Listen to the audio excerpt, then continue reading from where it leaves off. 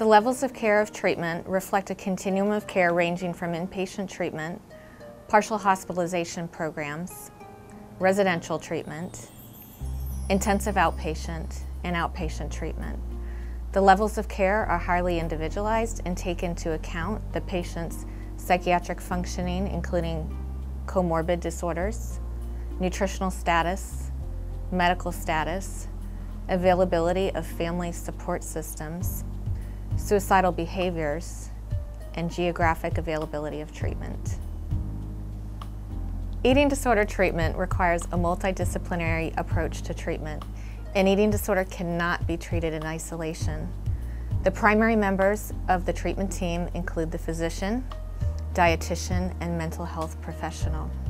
The physician's primary responsibility is to monitor medical status and assess for any medical complications. The primary role of the dietitian is to monitor meal plan, provide meal support, monitor weight and appropriate caloric intake. And the mental health professional has the responsibility of assessing the underlying psychological factors that have contributed to the eating disorder and also maintain the eating disorder. Family therapy is also an important component of treatment for adolescents and college students living at home. One important thing to keep in mind is that the family is very often blamed for the individual's eating disorder.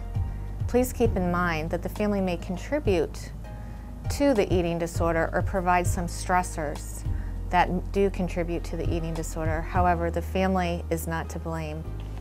Through family therapy, the family can learn to set appropriate boundaries and develop appropriate coping skills.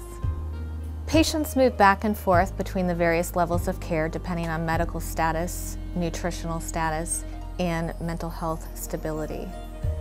Although we follow very closely the American Psychiatric Association guidelines for level of care, the insurance companies are also afforded the opportunity to outline their own levels of care criteria. For instance, a patient may be in an inpatient level of care. However, after a certain amount of days, the insurance company decides to no longer fund that individual's treatment at this level of care. Therefore, if the family is unable to afford for the individual to remain at that level of care, the individual may have to be stepped down to a lesser level of care.